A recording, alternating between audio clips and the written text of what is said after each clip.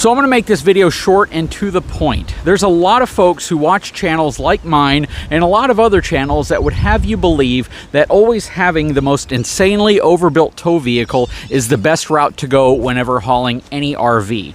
And I'm going to make the point in this video that that is not the case, and in many ways you may be actually causing damage that you're not aware of. Hang tight, I'll be right back.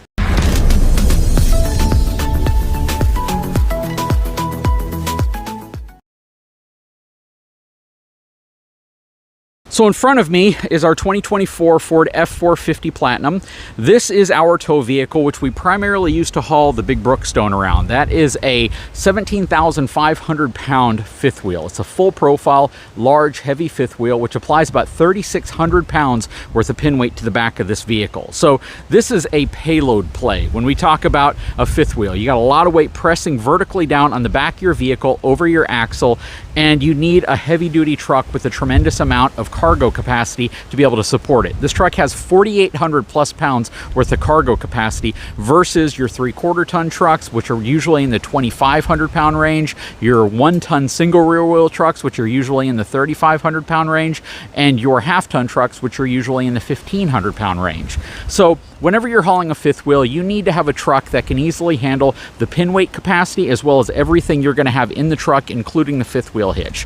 When you're hauling a travel trailer though, typically for most people, you're only going to be applying between about 800 and maybe 12 to 1,300 pounds worth of downward pressure on the back hitch. That's oftentimes why your back receiver hitch is not rated to the same numbers as your actual fifth wheel. It's leveraged off the back of your vehicle, it's bolted to the bottom of your frame, and if you're not careful, you can cause some really bad weight distribution and balancing problems. But on to the main point of this video. If you're talking about a travel trailer, you have to be careful to understand what's the right type of tow vehicle for a travel trailer. Some people might assume the bigger the vehicle is always better. Having a big dually F450 or a big 1 ton single rear wheel or even some 3/4 tons is obviously going to be the better solution for hauling a travel trailer. And that might be the case in some instances, depending on the weight of your trailer, how much weight is actually being applied to the back of your truck, and what it's doing to the suspension on the back of your vehicle. For instance, an F250 or a 2500 or a 2500 HD from Ram or General Motors is going to have a softer rear end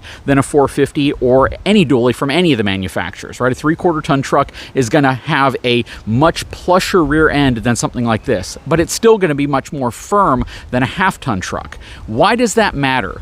That matters because if you have a relatively light trailer like this one, which as equipped right now is probably about 5,600 to 5,700 pounds, very lightweight, transferring about 600 to 650 pounds to the back of this truck's really stiff rear suspension is going to transfer a tremendous amount of shock to the A-frame of this trailer. It's going to transfer a lot of road rigidity, vibration, all of that stuff that's jarring to the front A-frame section of this trailer, which can actually contribute to damaging the frame. There's a lot of people that have had chassis cab vehicles that have really stiff suspension, and they get an RV, and believe it or not, they actually damage their frame because that vibration, that shock, and you know what I'm talking about if you own a dually. When you are unladen or don't have much weight in it, it's a pretty dang harsh ride compared to a 3/4 ton or a 1/2 ton truck.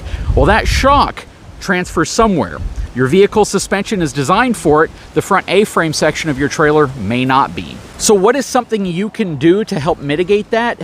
Get a suspension style hitch. Something that is going to alleviate some of the shock, dampen some of those harshest vibrations from making it to the trailer and the front A-frame section. It's actually kind of simple logic, right? In a 1/2 ton truck, the rear suspension of the vehicle is much more plush, so that movement up and down right here is dampened a lot more. There's not nearly as much shock.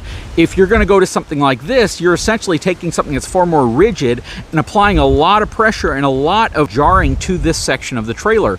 I know this because when I move the trailer around with my tractor, I can actually see the frame flexing. I can see the frame moving when I drop it down, when I lift it up. Now imagine that being amplified with suspension that's really stiff, really firm. It's kind of logical and it's kind of common sense, I know, but it's something a lot of people don't typically think about. The rear suspension of this truck is designed to have a lot of weight pressing down on it for those springs to really become a plusher ride. In the fifth wheel, whenever we're hauling the Gooseneck trailer, if we have equipment or if we have a lot of weight in the back, it definitely makes the back end a lot plusher feeling. But when you're talking about this, which is again only transferring 650, 700 pounds max to the back of this vehicle, this suspension really isn't being taxed. It's still very firm, and a lot of that shock and vibration is being transferred right there and across the chassis of this RV, thus causing potential things to break, things to fail prematurely.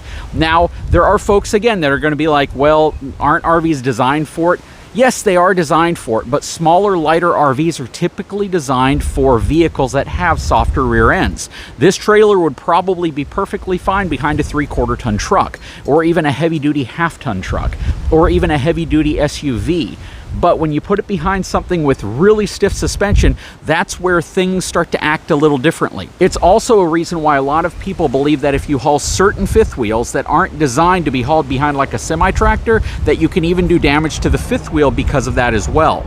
But on the back of the truck, we have a Shocker hitch. This is the Shocker HD. I'm not sponsored by Shocker. AirSafe also makes a really phenomenal hitch. I'm not sponsored by them, and my channel sponsor doesn't even carry them. And even Gen Y with their Boss series, as long as you get the correct Boss series hitch, is not a bad idea if you have a heavier duty vehicle and you're going to be hauling an RV behind it. A suspension hitch can go a long way in reducing the amount of shock that's being transferred to this section of your RV, and thus possibly keeping your RV frame intact and not having problems down the road.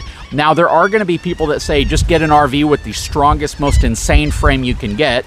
Well, the reality is how do you qualify that? How do you know if you're buying that? Secondly, even if you're looking for that and you found it, can you actually afford that RV, right? There are a few manufacturers that make insanely overbuilt frames. I get it. And there are brands that do a really good job in that space. But as long as manufacturers, a lot of them, are focused on making lighter weight units that are half-ton towable, you're going to see lighter weight materials. And those lighter weight materials are going to equate to RVs that are designed to be hauled by lighter duty vehicles like half-ton trucks or heavier capability SUVs. So whenever you think about the vast majority of travel trailers that are out there, they're not going to have some super reinforced frame. So if you do happen to have a very heavy duty truck and you happen to be towing a relatively light travel trailer that's not going to put a tremendous amount of weight on the back of your vehicle, keep in mind it might be a good idea to invest in a shock absorbing hitch just to save your frame, save damage, and prevent things from occurring that otherwise could have been avoided. Anyways, I sure hope this video helps. The folks over at Shocker do make a fantastic hitch. And to be honest with you, I really didn't care for this product for a while.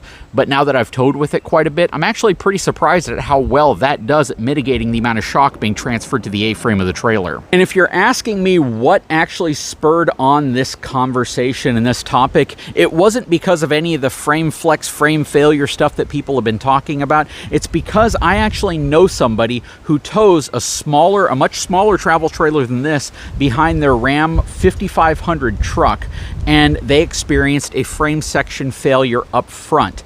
And they were wondering what happened. They don't need weight distribution. They don't need sway control. The truck is big enough. It's a chassis cab truck, and it's actually the gentleman that put the septic system in out here. It's the truck that I featured when I did those videos. And he was wondering what on earth could have happened to the frame of our RV to cause it to buckle in this area when we have a tow vehicle that has absolutely no problem hauling it around. Then I dove into kind of the mechanics of it and understanding what could have happened, and I realized that it's very likely the stiff suspension, especially in a chassis cab Ram 5500 truck, was one of the reasons why his frame experienced so much jarring, so much pressure, so much leverage, so much stress, shock, so much vibration, so much harshness when he was towing it down the road, and that likely is what led to his frame having problems. Anyways, guys, I sure hope you enjoyed this video. I hope it makes sense because honestly, from an engineering standpoint, there's a lot of common sense baked into this message. Just understanding the difference in suspension of a vehicle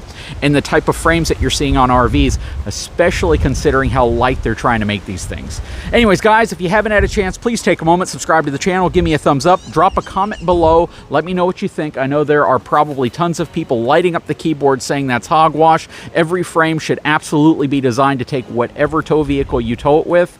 And in some ways I agree with that, but in some ways I understand why that's just not possible. I'm looking at it from both sides. So I do wish that this wasn't a thing, and I do wish that this wasn't even a topic, but the fact of the matter is we know that manufacturers focus on lower cost, lighter weight materials, and more flexibility with what you're towing it with. Guys, if you haven't had a chance, please take a moment, subscribe to the channel, give me a thumbs up, and we'll talk to you again very soon.